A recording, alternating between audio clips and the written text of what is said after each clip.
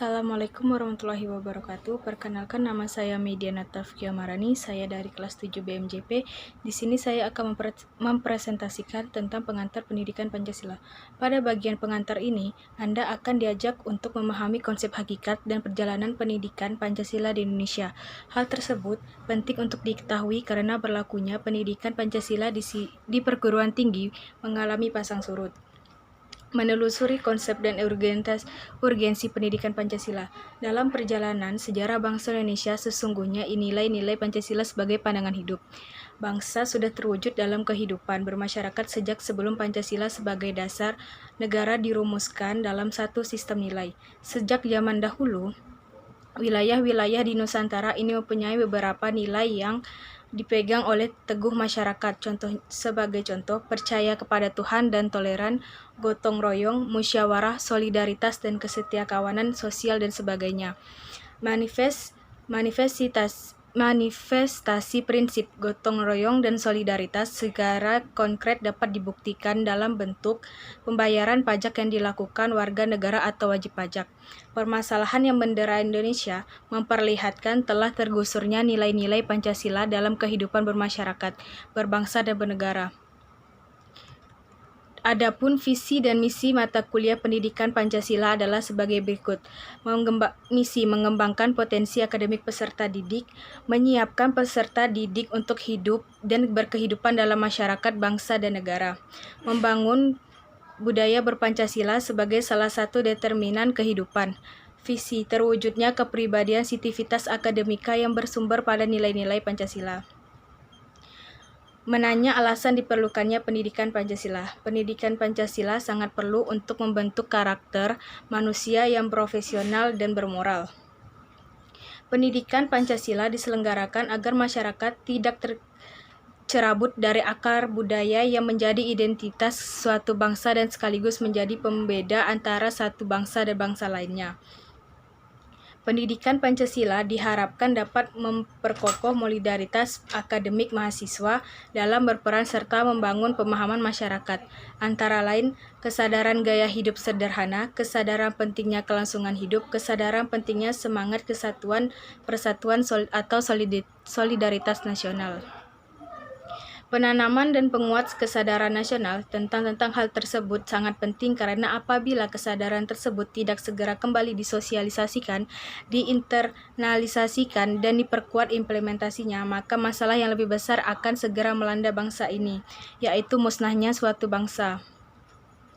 Pendidikan Pancasila yang merupakan bagian dari mata kuliah pengembangan kepribadian adalah menguasai kemampuan berpikir, bersikap nasional dan dinamis, serta berpandangan luas sebagai manusia intelektual dengan cara mengantarkan mahasiswa yang pertama agar memiliki kemampuan untuk mengambil sikap tanggung jawab sesuai hati nuraninya, agar memiliki kemampuan untuk mengenali masalah hidup dan kesejahteraan serta cara-cara pemecahannya, agar mampu mengenali perubahan-perubahan dan perkembangan ilmu pengetahuan, teknologi, dan seni, agar mampu memaknai peristiwa sejarah dan nilai-nilai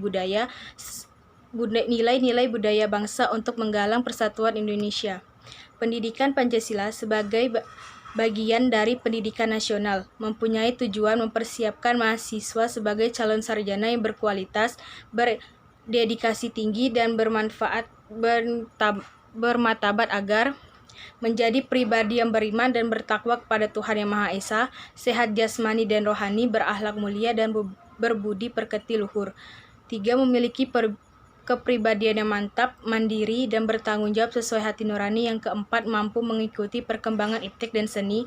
5. Mampu ikut mewujudkan kehidupan yang cerdas dan kesejahteraan bagi bangsanya. Sekian, terima kasih. Assalamualaikum warahmatullahi wabarakatuh. Saya Erwansa dari kelas MJP 7B ingin melanjutkan penjelasan rekan saya tentang pendidikan Pancasila bab 1, yaitu mari langsung saja ke materinya. Oke, yang pertama, secara spesifik tujuan penyelenggaraan pendidikan Pancasila di perguruan tinggi adalah ada beberapa hal. Yang pertama yaitu 1. Memperkuat Pancasila sebagai dasar ideologi dan filsafat bangsa Indonesia. Yang kedua, memberikan pemahaman dan penghayatan atas jiwa, dan nilai dasar Pancasila kepada mahasiswa sebagai warga negara Republik Indonesia. Yang ketiga,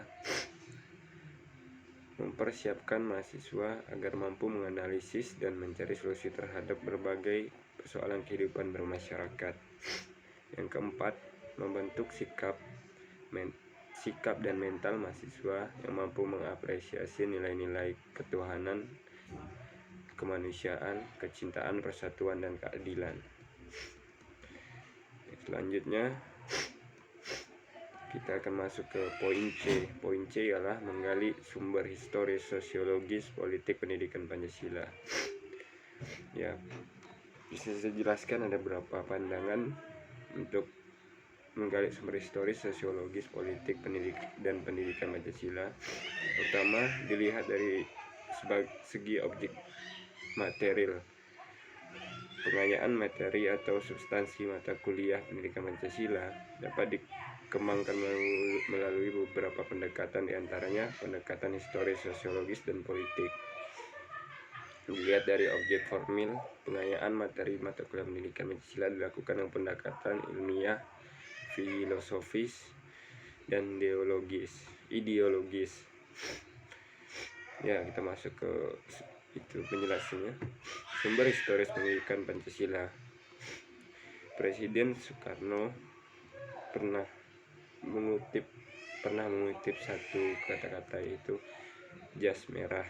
Jangan sekali-sekali meninggalkan sejarah. Pernyataan tersebut dapat dimaknai bahwa sejarah mempunyai fungsi penting dalam membangun kehidupan bangsa dengan lebih bijaksana di masa depan. Yang kedua, sumber sosiologis pendidikan Pancasila. Sosiologi dipahami tentang kehidupan antar manusia, di dalamnya merangkul antara lain latar belakang, susunan, dan pola kehidupan sosial dari berbagai golongan dan kelompok masyarakat. Yang selanjutnya, sumber yuridis pendidikan Pancasila. Negara Republik Indonesia adalah negara hukum, Rechtsstaat, dan salah satu cirinya atau istilah yang bernuansa bersinonim yaitu pemerintah berdasarkan hukum, rule of law. Pancasila sebagai dasar negara merupakan landasan dan sumber dalam membentuk dan menyelenggarakan negara hukum tersebut. Dan selanjutnya, sumber politik pendidikan Pancasila. Salah satu sumber pengayaan materi pendidikan Pancasila adalah berasal dari fenomena kehidupan politik bangsa Indonesia. Tujuannya agar Anda mampu mendiagnosa dan mampu memformulasikan saran-saran tentang upaya atau usaha mewujudkan kehidupan politik yang ideal sesuai dengan nilai-nilai Pancasila. Ya, kita masuk ke poin D, membangun argumen tentang dinamika dan tantangan pendidikan Pancasila. 1. Dinamika pendidikan Pancasila. Bentuk dan dimensinya. Bentuk dan intensitas benda dari zaman ke zaman. Bentuk dan intensitasnya berbeda dari zaman ke zaman. Pada masa awal kemerdekaan, pembudayaan nilai-nilai tersebut dilakukan dalam bentuk pidato-pidato para tokoh bangsa dalam rapat-rapat akbar yang disiarkan melalui radio dan surat kabar. Kemudian pada 1 Juli 1947 diterbitkan sebuah buku yang berisi pidato Bung Karno tentang lahirnya Pancasila. Tidak lama sejak lahirnya ketetapan MPR RI nomor 2 MPR-1978 tentang pedoman penghayatan dan pengalaman Pancasila dalam kurung P4 atau PK Prasetya Pancakarsa. P4 tersebut kemudian menjadi salah satu sumber pokok materi pendidikan Pancasila. Dalam era kepemimpinan Presiden Soeharto terbit Instruksi Jenderal Perguruan Tinggi nomor 1 tahun 1967 tentang pedoman penyusunan daftar perkuliahan yang menjadi landasan yuridis bagi keberadaan mata kuliah Pancasila di perguruan tinggi. Yang kedua, tantangan pendidikan Pancasila. Abdul Ghani menyatakan bahwa Pancasila adalah leitmotif dan leitstar, dorongan pokok dan bintang penunjuk jalan. Tanpa adanya leitmotif dan leitstar, Star Pancasila ini kekuasaan negara akan menyeleweng. Tantangannya ialah menentukan bentuk dan format agar mata kuliah pendidikan dapat diselenggarakan di berbagai program studi dengan menarik dan efektif. Kita masuk ke poin E, mendeskripsikan esensi dan urgensi pendidikan Pancasila untuk masa depan. Ada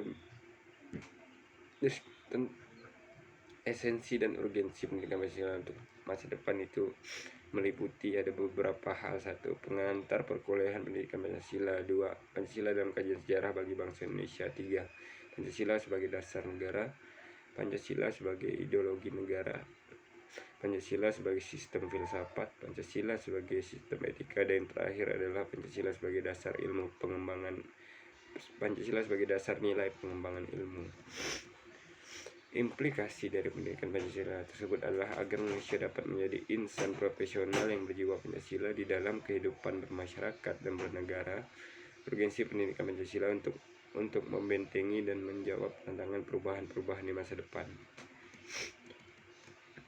Kita masuk ke poin F, rangkuman tentang pengertian dan pentingnya pendidikan Pancasila. Mata kuliah pendidikan Pancasila sangat penting untuk kita semua, merupakan usaha sadar dan terencana untuk mewujudkan suasana belajar dan proses pembelajaran agar mahasiswa secara aktif mengembangkan potensi dirinya untuk memiliki pengetahuan. Pentingnya pendidikan Pancasila di perguruan tinggi adalah untuk menjawab tantangan dunia dengan mempersiapkan warga negara yang pengetahuan, pemahaman, penghargaan, penghayatan, komitmen, dan pola pengamalan Pancasila. Hal tersebut ditunjukkan untuk melahirkan lulusan menjadi kekuatan inti pembangunan dan pemegang estafet kepemimpinan bangsa dalam setiap tingkatan lembaga-lembaga negara. Sekian presentasi dari saya. Apabila ada salah kata mohon maaf. Terima kasih. Assalamualaikum.